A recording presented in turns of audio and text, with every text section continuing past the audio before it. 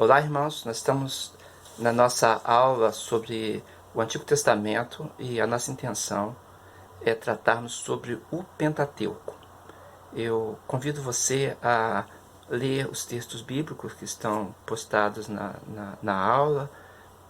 São muitos textos bíblicos, muitas referências, e compreender tanto as instituições, quanto os rituais, quanto as leis, mas sobretudo os princípios que estão colocados nos textos bíblicos, para que a gente possa ter não apenas a doutrina, mas um conhecimento de forma mais ampla sobre o Antigo Testamento, para podermos fazer as nossas pesquisas na Bíblia e também no campo missionário, naquilo que a gente trata como missiologia e teologia de campo.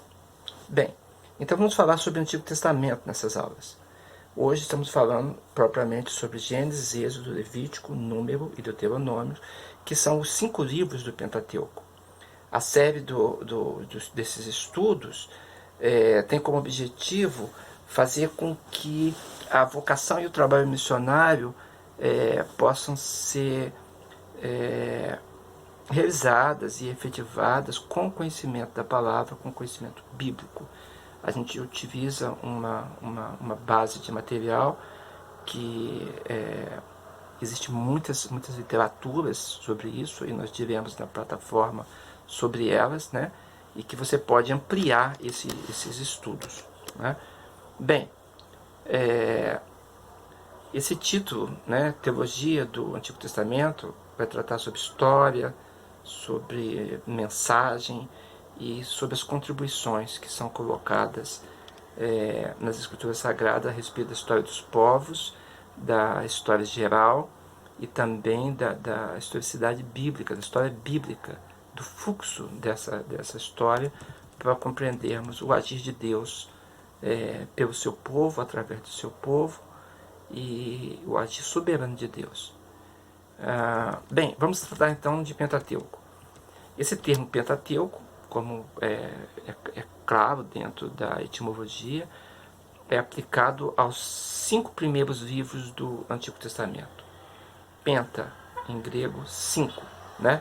Gênesis, Êxodo, Levítico, Números e Deuteronômio. Esses são os livros.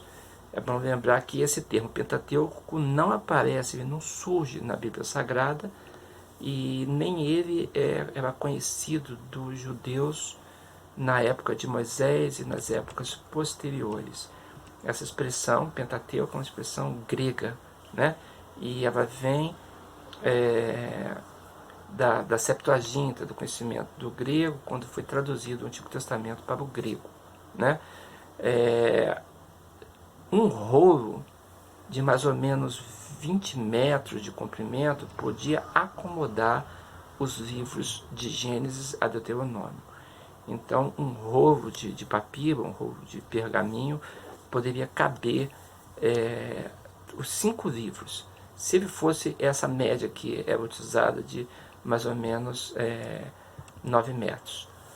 Os judeus, eles têm um nome para isso. Eles chamam os livros que foram escritos por Moisés, né, de os 5 livros da lei, ou os quintos da lei. Também é uma outra expressão usada. O termo foi usado pela primeira vez por Orígenes em 185 a 254, que é a data de Orígenes, antes de Cristo, para se referir aos 5 livros de Moisés. E o Pentateuco foi chamado em hebraico de Torá. Até hoje esse é o nome mais popular para os primeiros livros da Bíblia, a Torá. Josué 1, verso 7, fala sobre isso, sobre ensinamento, instrução, ou o livro da lei. Estamos falando desse conjunto de 5 livros que a tradição atribui a escrita apenas de Moisés, né? O cinzel foi dele para elaborar a escrita desses livros conforme a revelação que ele recebeu de Deus.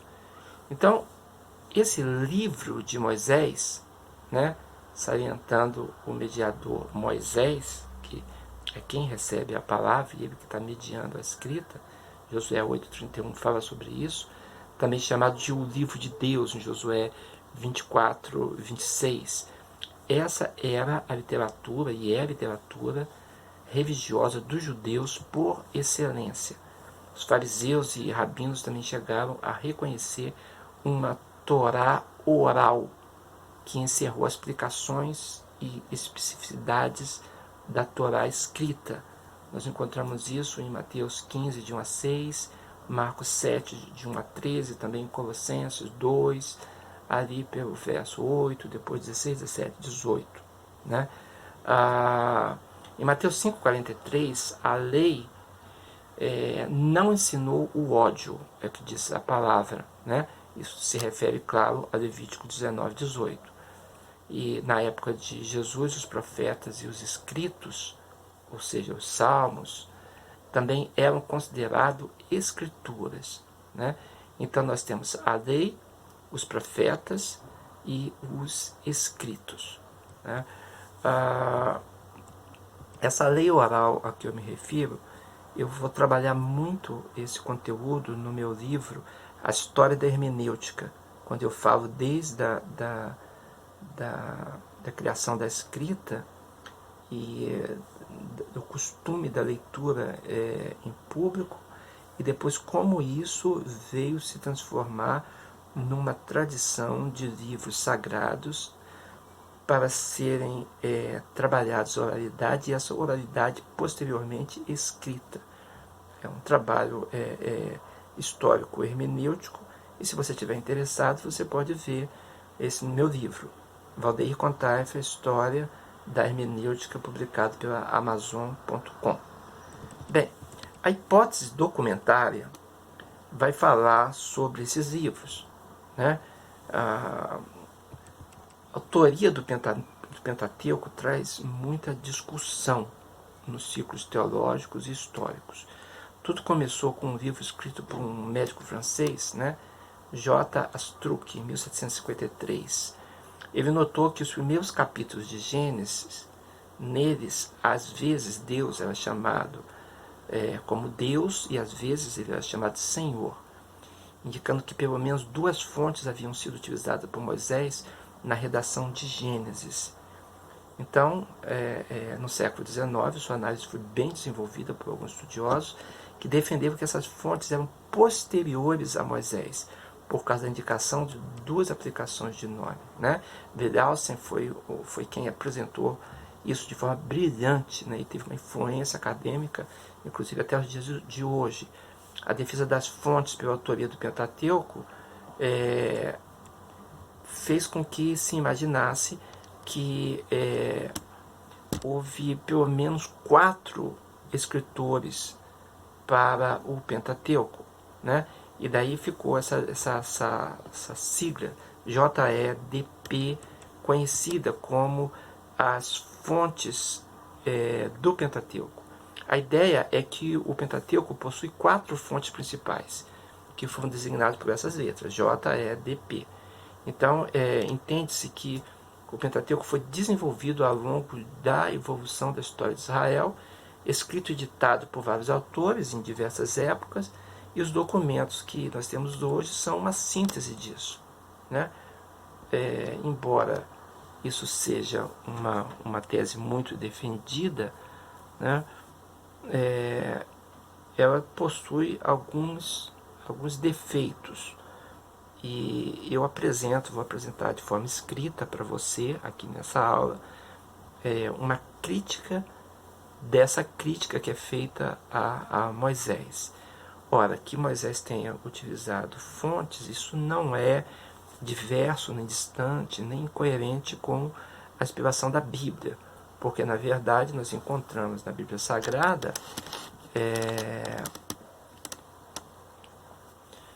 pesquisa, tradições orais, isso não tem problema nenhum a utilização, sendo que Deus pode perfeitamente, na sua soberania, ele trabalhar de forma que o Pentateuco utilize fonte de tradição. O próprio Evangelho de Lucas, quando é escrito, apresenta dessa forma, mostrando que Lucas pesquisou algumas fontes, foi até pessoas, e ele pode ter usado a linguagem da pessoa que narrou, como por exemplo usava a linguagem de Paulo, como é demonstrado em alguns discursos no livro de Atos, e nós olhamos para as cartas de Paulo e vemos, principalmente na defesa de Paulo diante dos seus acusadores, quando ele estava diante de Félix, Festo, Agripa, né, o próprio Sinédrio, nós vemos a palavra de Lucas muito se referindo às palavras que Paulo usava e usou em suas cartas, né, termos, expressões. Então, a Bíblia Sagrada pode utilizar isso. O apóstolo Paulo também diz, né, como um dos vossos profetas disseram, somos também deles geração. Ora, é uma citação, ele vai citar com a palavra dele ou com a palavra de como esses poetas disseram. Então, essa construção de que precisava determinar 4 pessoas diferentes por causa de 4 tipos de expressões diferentes para a pessoa de Deus, não contempla o fato de que desculpa, não contempla o fato de que Moisés pode ter utilizado fontes, né? E eu acho muito lógico que ele tenha utilizado essas fontes. Vamos falar de Gênesis. O nome Gênesis também foi tirado da Septuaginta, que é a versão dos 70 sábios, né? E é uma antiga versão grega. Significa princípio, Gênesis ou origem, né? Do grego Gênesis. Também pode significar nascimento, né? Surgimento.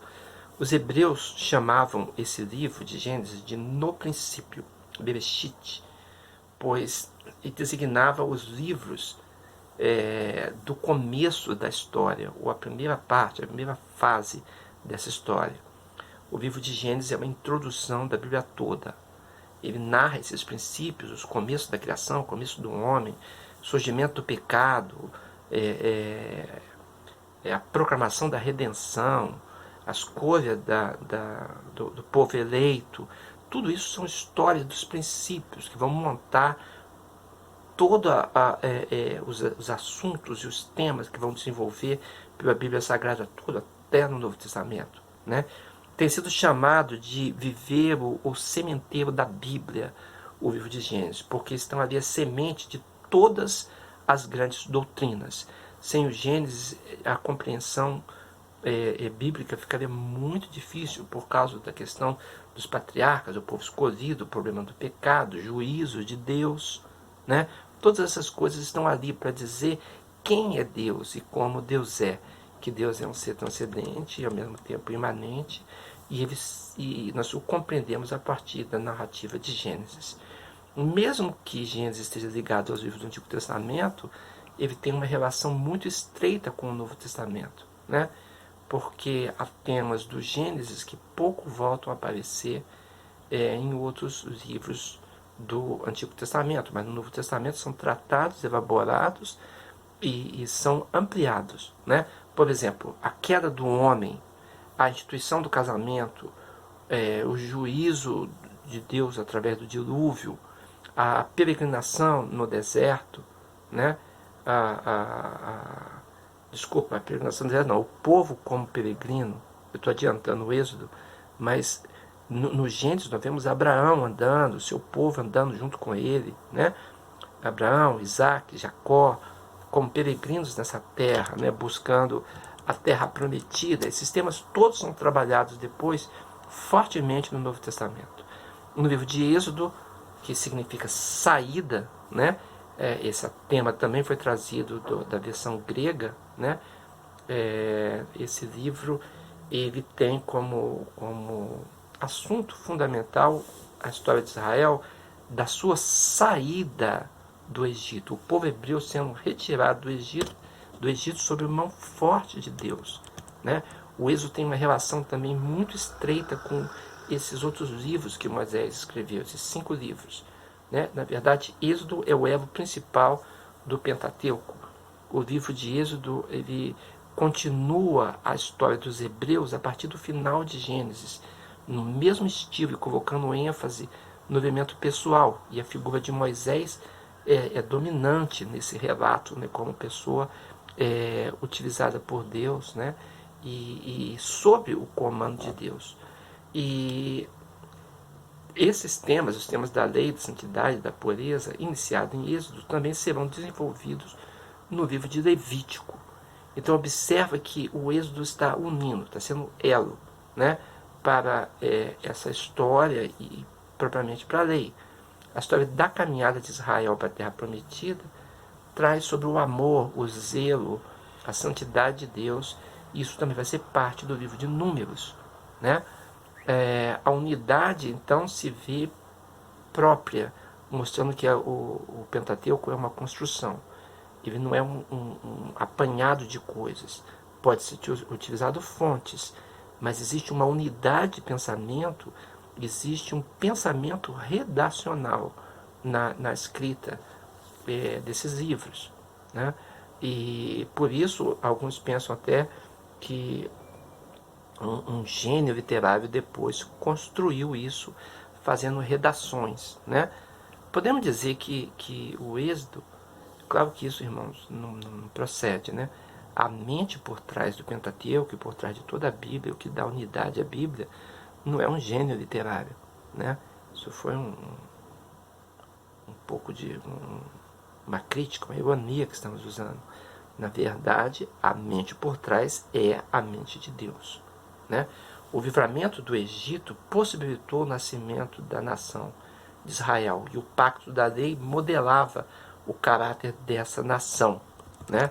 O fim que fosse planejado para a nação de Israel teria que ser o fim de se tornar uma nação santa, um povo sacerdotal e um povo que tivesse a tradição, as escrituras, a experiência, o testemunho de Deus para transmitir a todos os povos. O assunto de Êxodo é que Deus redime o seu povo e Deus o transforma em uma nação, né? O conteúdo do livro então traz isso, é esse livramento do Egito, e tem como centro a outorga da lei e desta a revelação para o plano do tabernáculo, e mostrando que Deus habita no meio do seu povo. O livro de Levítico, que é o terceiro livro, Gênesis, Êxodo, Levítico, terceiro livro do Pentateuco, também esse título veio da versão Septuaginta, da versão grega do Antigo Testamento, né? E esse nome Levítico veio porque trata das leis sacerdotais, os ritos, sacrifícios e os serviços propriamente do sacerdócio levítico. É bom dizer que nem todo levita era sacerdote, né? Muitos levitas trabalhavam no templo, montagem, carregavam tabernáculo, e depois passaram a ter muitas funções, né? Inclusive funções de juízo de pequenas causas e muitas coisas. A tribo de Levi ficou incumbida, né, os seus habitantes, mas nem todos eram sacerdotes, nem todos tiveram treinamento de liderança espiritual. Mas é claro que todo sacerdote pertencia à tribo de Levi. Então o nome Levítico não é um nome impróprio para o livro. O nome realmente é um nome bom, né? Levítico tem então relação com Êxodo, tem relação com Números, e Moisés recebeu aquilo que consta em Levítico da parte de Deus, né? E isso aconteceu quando Israel estava acampado na região do Sinai. Levítico vai falar isso no capítulo 27, verso 34. Então o livro é como uma sequência do final do livro de Êxodo e traz a descrição do tabernáculo, né? É o livro de Números que continua com esse conteúdo de Levítico. E os três livros formam um conjunto relacionado entre si. Mas o livro de Levítico tem propriamente aquele estilo com a preocupação da intenção legislativa. Então, no livro, nós temos apenas 3 acontecimentos históricos narrados. O restante se refere aos preceitos, às leis e aos princípios, né? Que 3 acontecimentos históricos são esses narrados em Números? É simples, né? Nós temos as três coisas. Primeiro, a investidura dos sacerdotes. O fato histórico dos sacerdotes sendo investidos da sua função. Os capítulos 8 e 9 vão falar isso. O pecado e o castigo de Nadab e Abiú, no capítulo 10. Muito forte, porque vai falar da santidade de Deus e de que o homem não pode abordar a Deus segundo seus próprios termos ou segundo a sua própria vontade. É Deus que move o homem e que diz como ele quer ser invocado e em que termos, porque a Bíblia é a revelação da pessoa de Deus, dos atos de Deus, né, o que Deus fez, o que Deus faz, e também da vontade de Deus.